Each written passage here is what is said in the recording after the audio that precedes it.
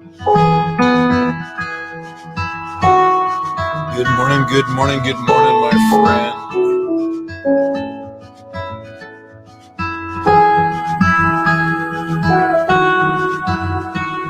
I will be right with you. Grab yourself a cup of coffee, get settled in. Drop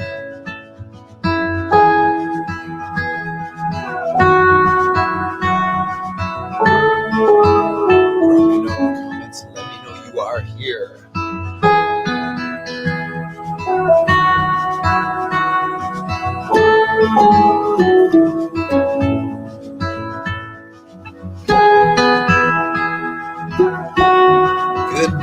Good morning. What is happening this fine Monday morning?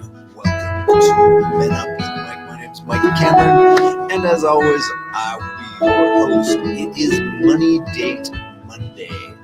Today, we're going to talk a little bit about emotions and money and how those two tie together. First, before we dive into today's topic, I'm going to ramble for a minute or two as everybody gets settled in on this fine Monday morning, because I know we all hit the ground running hard on Monday morning. That's correct. And I forgot to turn the music down once again. Drop me a note in the comments. Let me know you are here. So first off, I got to say, I am overwhelmed by the response through to the writing workshop that I put up. We are going to work for the next 4 to 6 months, going from zero to completed manuscript.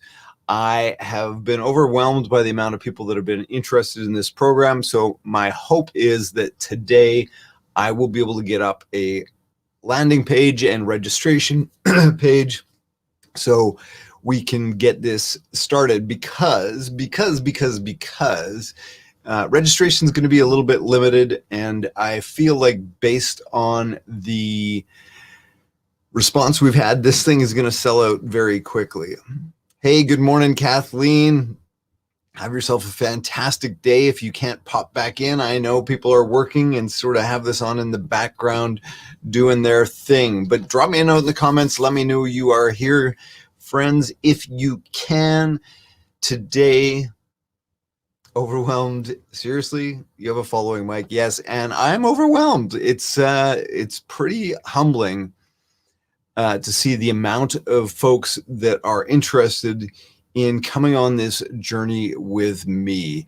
And I'm really excited about this. Like I said, I'm absolutely blown away by the amount of interest that I've had in writing your own book. And again, I'm going to coach you through start to finish. And I've teamed up with my editor. She's going to come in every second week and join us and share some of the tips and tricks that she has. Dr. Tucker is a PhD in English and is a professor at Southern Arkansas University, and is going to help us out and make sure we stay on track. So yeah, I'm super excited about this. The idea of helping people get their book from here to here is a really cool idea. So happy Monday. Our topic today is Money Date Monday. And I want to talk a little bit about emotions and money. And in particular, again, as always, I talk through a gendered lens. I talk about guys and how it impacts men and emotion, and men and emotion and finances, money. So I would love to hear from you. Again, drop me a note in the comments as we're having this conversation, because I would like this very much to be a conversation. But how often do we think about money as something we have a relationship with, as opposed to this inanimate object, this thing that just kind of sits there? But the reality is, money for most is something that we have a very deep emotional relationship with. And we also need, as with any relationship, we need to make sure that we're cultivating a healthy relationship with our money, with our finances. And I know for many guys that can be challenging because, like many uncomfortable emotions, we tend to want to bury, suppress, or avoid. And when it comes to our finances, that is not a great thing. And I'm speaking from personal experience because for a lot of years, I was the exact same way. I wanted to ignore, avoid paying attention to money. My money philosophy was if I'd need more money, I'd go make it. As an entrepreneur, that was something I took great pride in. And as a result, I often had blinders on when it came to my personal finances. And I didn't do a fantastic job of staying up to date, paying attention to what was coming in and what was going out. And like I said, I was fortunate in that I always had the opportunity as an entrepreneur to go out and drive new business, to drive new revenue sources and work it from that angle. But it wasn't the smartest way of doing things. And frankly, I could have done so much better. So what I've implemented in the last, I don't know, couple of years is what I call Money Date Monday. And for me, that's just a very specific time in my calendar where I'm very intentional about sitting down and dealing with my finances on a regular basis. Because otherwise, again, it's very easy to avoid our finances. It's easy to avoid looking at that money picture because, again, money evokes a lot of emotion. Our finances evoke a lot of emotion. And when those emotions are uncomfortable, many times the easiest thing to do is to ignore them, right? And especially as guys, we've been primed and conditioned for centuries to ignore how we feel. And when it comes to money, that's just a really bad idea. It's a really bad idea, but it can be uncomfortable. So my challenge for you this week, and I'll circle back to this, is to create a Money Date Monday for yourself, whether that's Monday or whether it's some other day of the week, but create a time in the week. Maybe it's once a month, at least once a month. I do it every week because I have a few more moving parts than some. I have a holding company. I've got business interests. I've got investment interests, things that probably make sense for me to review on a more regular basis. So I do it every Monday. It's Money Date Monday where I sit down with intention and look at my finances. And that could be as simple as just, for me today, I've got a bunch of bills, bank statements, things that have come in the last week. And I'm going to go through those. I'm going to make sure that my books are updated. I use QuickBooks for my business. So making sure that all of my transactions are in there, that they're properly allocated, all of that kind of thing. So that's part of what I do every Monday. That way I don't get backed up with a month's worth of transactions that I have to allocate. For me, especially now, it's different because when I owned the mortgage brokerage, when I had a large company that I was running, I had a admin assistant that took care of all of this for me. Since I've sold the business and back to the world of solopreneur, I've got to do it all on my own. And it would be really easy for me to get off track because it's not something I particularly enjoy doing, which is why I'm very intentional about scheduling a time to do that. So when we talk about personal finances and our relationship to them, what am I talking about? Think about, how do your finances make you feel? When you look at your bank account, when you look at that paycheck, when you look at your budget, when you look at expenses, when I say the word budget, how does that feel for you? And just start to recognize that there is this emotional relationship with our finances. That's a big piece. So just starting to acknowledge, again, it all comes back to awareness. With awareness comes choice. And when we start to recognize how our finances impact us emotionally, we can start to notice how those emotions drive the decisions that we make with respect to our finances. And we can start to maybe make better decisions if we're not making great decisions. So one of the things that I'm going to do today, for example, in my Money Date Monday, is I'm going to go through my home insurance, which I haven't reviewed in a few years. I'm going to make sure that I'm still getting the best plan. I'm going to review my car insurance. What I realized the other day is I've still got my 18-year-old daughter on my car insurance when I don't have to. She doesn't drive my car anymore. So I need to get that taken off. And I'm sure that's costing me at least $100 a month. And that's something that I just hadn't paid attention to. And it dawned on me the other day that that was in fact an area where I'm sure I could save $100 a month right off the hop. That's $1,200 a year. That's a little vacation. That's a little vacation. That's a local vacation anyways. It's a weekend down in Canmore. It's a trip to the mountains, whatever you want to call it. But it's ridiculous that I just haven't paid attention to that. So today, that's part of what I'm doing. I'm going to look at my home insurance. I'm going to look at my car insurance, make sure I'm still getting the best deal possible. Those are those subscription things that we do on a regular basis that we get sucked into that we often don't pay attention to. And trust me, that is exactly what those insurance companies are counting on. As premiums start to rise, you get sucked into paying more than maybe you have to. Anne says, perhaps we finally arrived at a topic that relates differently to men than women, or at least as it relates to me personally.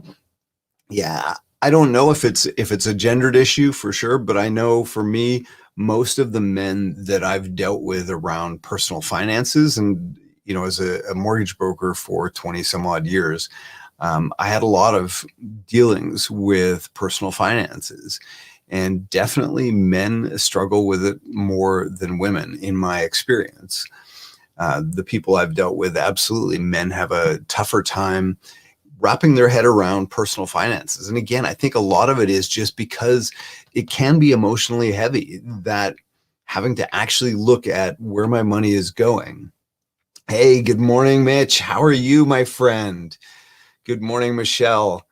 Michelle says, I check on all my subscriptions, insurance, and bills every January. I call the companies to see if I can get a better deal. Yeah, again, once a year for sure. Once a month, much better. Like I said, for me, I do it once a week because I have a lot of different business transactions. I look at my investment statements. I make sure that my investments are still where they need to be. As we age, our investment objectives change. When we're in our 20s, we can afford to do things a little more risky. When we get up into our 40s, okay, fine, 50s, then maybe we want to be a little more conservative with our investments, and our risk profile starts to change. So we do need to be intentional about having a look at our finances and including our investment stuff. So again, I would love to hear from you guys. Is that an area that you struggle with? Is that an area that you find easy to do? And where can you start to be more intentional about your finances? Where can you not bury your head in the sand? Again, for me, that was a big issue for a lot of years. Again, I was fortunate in that I always did well financially from an income standpoint. But when I look back and think about how much further ahead I could potentially be if I'd been more intentional with my finances earlier in my career, it just makes me go, oh, Mike, what were you doing, man? What were you doing? What were you doing? So yeah, now again, I do that every single Monday, and I do it intentionally. And some Mondays, it's not a big thing. If I don't have a lot of things, I just happen to, this week, I hadn't been to the mailbox for a couple of days, maybe a week even. And yeah, so I've got a lot of, I've got my holding company stuff. I've got a lot of stuff I got to deal with. So today is going to be a fairly big Money Date Monday for me. And you know what I forgot to mention? Look at that. Look at that. Thank you, Brenda, for sending me 2 of these mugs. Aren't those gorgeous? I absolutely love it. Absolutely love it. So I love it when surprises come in the mail. Brenda was kind enough to send me a couple of these. So Michelle and I could have some new mugs for the house. Anne says, I keep an Excel spreadsheet that shows everything I pay monthly in one column right next to a column that shows everything that comes in. Nice. Nice. Yeah. And again, that's absolutely the way to do it if we can be very focused and intentional. But I got to tell you, my experience with most men is we tend not to do that because sometimes it's just easier to ignore it, which is not a good thing at all. And I think that's indicative of, hey, Brenda, how are you? Yes, yes, yes. Thank you, thank you, thank you. Love it. Absolutely love it.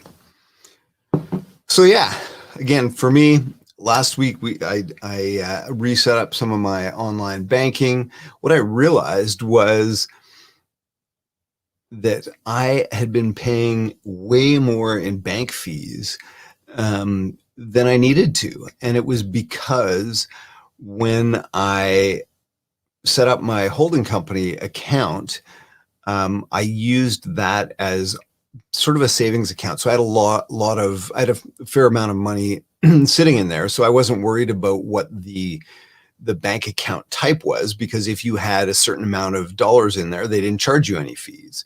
But what happened was I moved that money out into an investment, and then I maintained minimal balance in there. And all of a sudden, I think my business fees were like $125 a month. And I didn't notice that for a couple of months because I wasn't paying attention. And that one slipped me, even with my Money Date Mondays, that one slipped me. So again, just by fixing that last week, yeah, again, I saved myself 120. It's now a $5 a month fee because it's ridiculous. Sean, this is especially hard for me being on EI. It's very hard to balance things out once the funds stop. Yeah, absolutely. Absolutely. Again, and in these times and spaces where, we've got so many struggling with unemployment, my business has been impacted substantially in 2020 because of COVID. As a professional speaker, I'm not traveling quite the same as I used to be, but being intentional about where that money goes and knowing what's coming in is paramount and critical, and not just burying it and avoiding it. And, again, getting to sort of that worst case scenario, if we're in a situation where, we are getting behind on our bills, sometimes it can feel easier just to ignore them than to address them. But in the long haul, you're always going to be better off addressing them sooner rather than later, because I can guarantee you, you're going to have to address them at some time or another. Anyways, my friend, that's all I've got for Money Date Monday. I just want to implore you, to challenge you to set a specific time in your calendar, in your schedule, where you are very intentional about looking at your finances, whether that's once a week, whether it's once a month, but set some specific time frame to do that. Even if part of that is just education, learning a little bit about how you can better utilize your funds, how you might be able to save some money. There's all kinds of resources online. You know what? I work with a couple of financial coaches. Maybe I'll have one of them come on and have a conversation with us here, because I'm sure they have some great tips and tricks that I'm not even thinking of. So part of that Money Date Monday can even just be education. If there's nothing to deal with respect to your finances in the moment, then just use that time to educate yourself a little bit on, what's a TFSA, tax-free savings account? How do you utilize that? What's an RSP? How can you utilize that better? Are there things you can do from a tax efficiency standpoint? Again, these are all things I've learned the hard way. Again, my structure is fairly complex. I've got a holding company, an operating company, and some of the things I've done in the past have not been the best way of doing things. And it's partly just because I didn't have the right conversation with those professionals around me. and it's ended up costing me. So I want to make sure that that does not happen to you. Yes, Anne, it is that time. Mitch, I hope you are having a great day. Sean, you as well. Brenda, Kathleen, you guys have a fantastic day. As always, continue to make beautiful shit happen and have yourself a great day. Anne says, those who love lists, do one with 2 columns, income and costs. Yes, absolutely.